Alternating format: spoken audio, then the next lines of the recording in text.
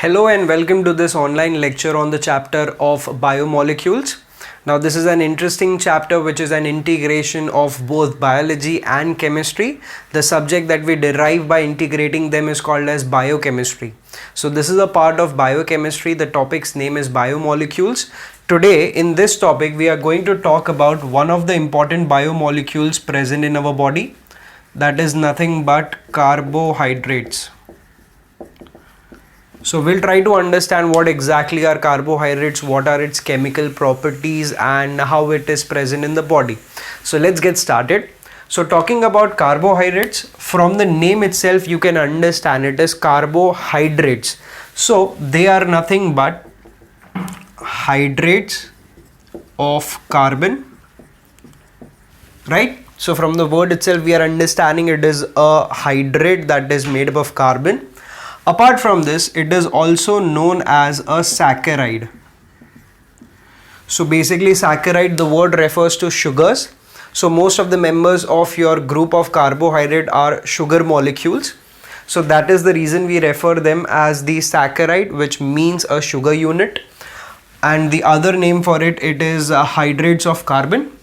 Now when you look at the word, you can understand the elements present in it. So basically carbohydrate, it is made up of three important elements. That is, of course, it is going to contain carbon. Since it has hydrates, that is water related molecules, it is going to contain the elements present in water. And we already know this, there are two elements present in water, that is hydrogen and oxygen. So summarizing this, the elements present in your carbohydrates are these. What are the elements? The first is carbon, the second is hydrogen, and the third one is oxygen. All of these elements are present within the carbohydrate. In other words, the carbohydrate is itself made up of these three elements. Further, the ratio of hydrogen is to oxygen is almost confirmed or almost fixed. The ratio is 2:1. So this is the general ratio that is followed in the case of carbohydrates with respect to your hydrogen and oxygen. If you want to take an example, we can understand this better with an example of glucose for that matter. We already know that the formula for glucose is C6H12O6. Now look at the elements of hydrogen and oxygen present in this. That is 12:6, that is nothing but 2:1. So majority of the carbohydrates follow this ratio, that is hydrogen is to oxygen will be equal to 2:1. So this is some basic information about carbohydrates. Now these carbohydrates can be classified on the basis of sugar units. So depending upon the number of sugar units they have or they possess, they can be further classified. How can they be classified? So the carbohydrates are classified into these three major groups. The first one is called as the monosaccharide. The second one is called as the disaccharide. And the last group are mainly referred as polysaccharide. So now we already know this, that the word saccharide means a sugar unit, which we had seen over here. So if you take the word monosaccharide, it is very easy to understand. We already know this, that mono refers to a single unit. So when a carbohydrate is made up of a single unit, it is referred as the monosaccharide. The disaccharide is of course going to possess two sugar units. So when two sugar units are joining each other, it is leading to the formation of disaccharide. And when such multiple number of saccharides or sugar units are joining each other, it is forming a long chain. Such chains or such structures will be referred to as the polysaccharide. So this is the classification of your carbohydrates. That is, they can be classified into monosaccharide, disaccharide and polysaccharide. The important thing over here to remember is that the saccharide word refers to a sugar unit, and depending upon the number of sugar units, these have been classified as follows. So this is the introductory part about carbohydrates. Take a note of this before we continue further.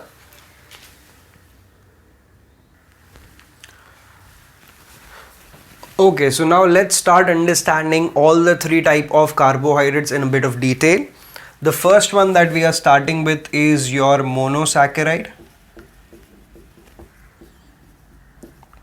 One thing is very obvious, that when you compare all the three type of carbohydrate, this is going to be the smallest, that is, it is referred as the simplest carbohydrate. So out of all of them, this is supposed to be the simplest form of all the carbohydrates. Now what are the general properties? So all the members belonging to the group of monosaccharides, we will take the examples a bit shortly.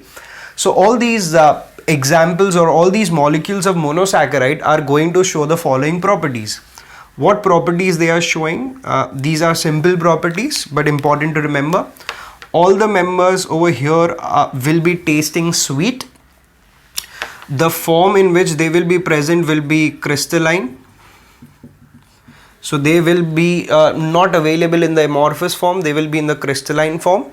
And when we check the solubility of these monosaccharides in water, it has been observed that all of the molecules are soluble in water. So these are some of the basic properties that we need to remember. Taste is sweet. The nature of the molecule is crystalline, and the third one regarding the solubility is that they are soluble in water. Continuing further, when I talk about the monosaccharides, they cannot be hydrolyzed. This is a very important point. Now let us try to understand the word hydrolyzed first so that we understand the statement properly. If I want to understand this word properly, I can break this into two parts, that is lysed and hydro, right? Now you already might be thinking that the word hydro refers to water, and that is correct. The second word over here is lysed. Now what do we understand by the word lysed is, it is a process which is referred as lysis or lysis. In this process, basically there is a breakdown of molecule. So now just think about this whole word, that is hydrolyzed. So over here the word hydrolyzed means breaking up of a molecule in presence of water. So if there is a molecule and it is getting broken down in the presence of water, it is called as hydrolyzed, and that is what we are referring it over here. Now let us understand with respect to the statement. So we are talking about monosaccharides. So monosaccharides cannot be hydrolyzed. Now this is very logical. If you consider the polysaccharide or disaccharide, they are made up of multiple sugar units. That is the reason it is possible to break them up. However, the monosaccharide is already the simplest or the smallest sugar unit. That is the reason you cannot break it further, and hence they cannot be hydrolyzed further. Next, another important point is regarding their general formula.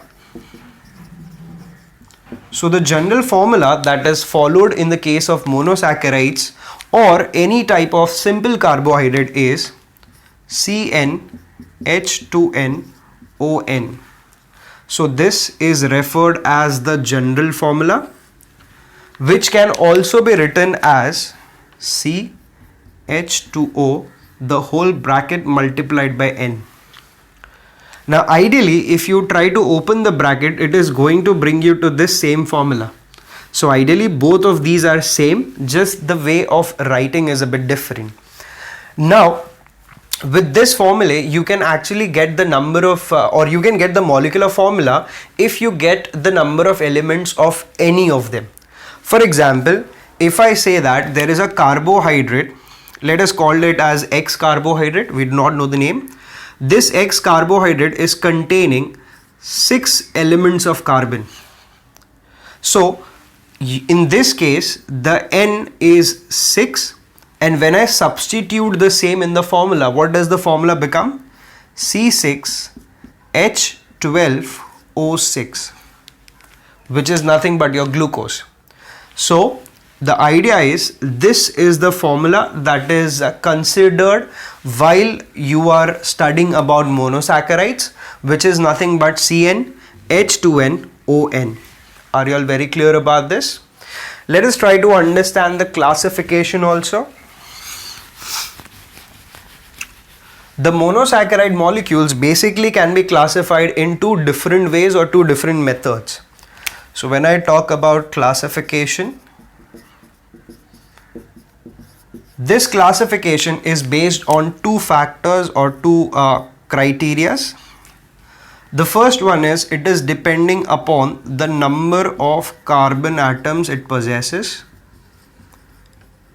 and the second one is on the basis of the functional group it possesses. We'll understand both of this separately, but first thing that we need to know very properly is that the classification of the monosaccharides is based on two criteria. What are these criteria? The first one is nothing but the number of carbon atoms. So depending upon the number of carbon atoms that may be present in a monosaccharides, they can be classified. We will understand this in a bit of detail with respect to their names as well as the examples. The other way of classification is with respect to the functional group.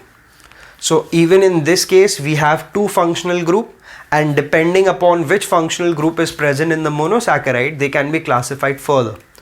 So this is a general overview or a general idea about your monosaccharide. Please take a note of this before we continue further.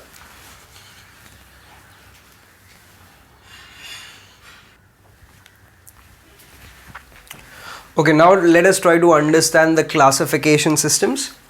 So the first way of classification was based on number of carbon atoms, and depending upon this classification we have several types of monosaccharides. Let's try to understand them.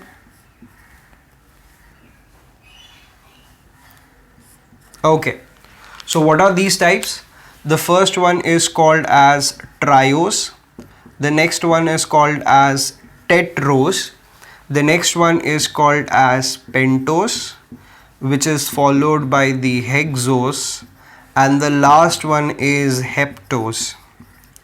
Now if you look at the words, you might have already guessed something about this. Look at the words. The first one is a triose. From the word itself you can understand it is talking about something that is with respect to the number 3. That is correct. Since there is tri over here, the number of carbon atoms present over here will be 3 in number. When I talk about tetrose, the number of carbon atoms present over here will be 4.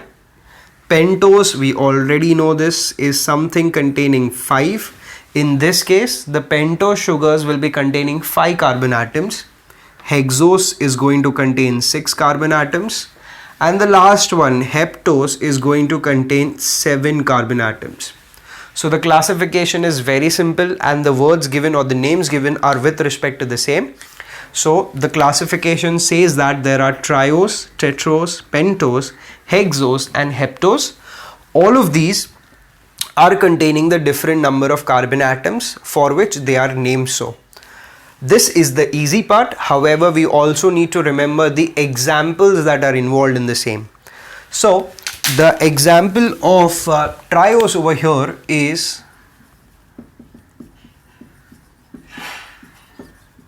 glyceraldehyde. The example of tetrose over here is erythrose. The next is pentose. The example of pentose is ribose, xylose, etc. There are many more molecules. We are just naming a few of them. Hexose is very simple to answer. Can you all guess an example of hexose? We took the name earlier. It is one of them is nothing but the very famous glucose. The other one is fructose. There is a relationship between the two, that is glucose and fructose, which is what we are going to look a bit further. With respect to heptose, the example is pseudoheptulose. So these are the examples that we need to remember. Glyceraldehyde containing 3 carbon atom, hence called as an triose sugar. Erythrose containing 4 carbon atoms, that is the reason referred as tetrose. Ribose and xylose belong to the group of pentoses. Glucose and fructose are example of hexoses containing 6 carbon atoms. And pseudoheptulose is the one that is containing the 7 carbon atoms. So this is the first type of classification of the monosaccharide, which was completely based on the number of carbon atoms, which is not difficult. Take a note of this quickly.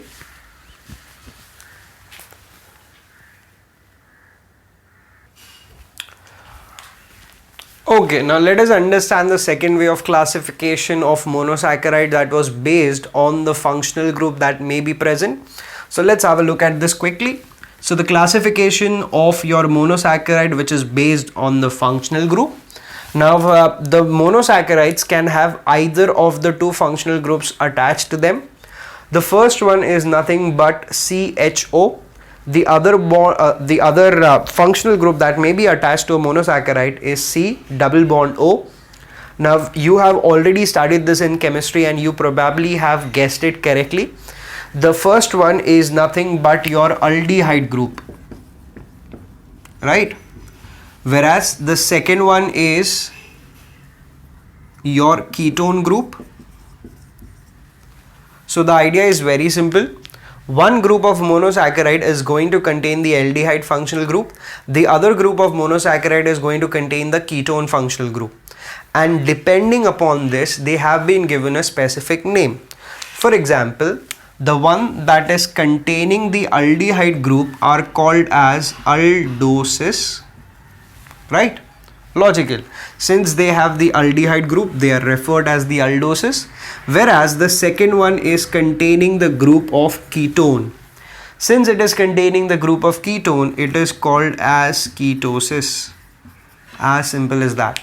So depending upon the functional group, you had the classifications of monosaccharides as aldoses and ketosis. Aldoses is the one that contains the aldehyde group. The examples are very common, glucose and xylose. Whereas the example of ketose is ribulose and fructose, right? So this is about the classification of your monosaccharides. With this, we have completed the discussion about monosaccharides. We'll be continuing further with respect to the next type of your carbohydrate, that is nothing but disaccharides. Do study this properly. Thank you.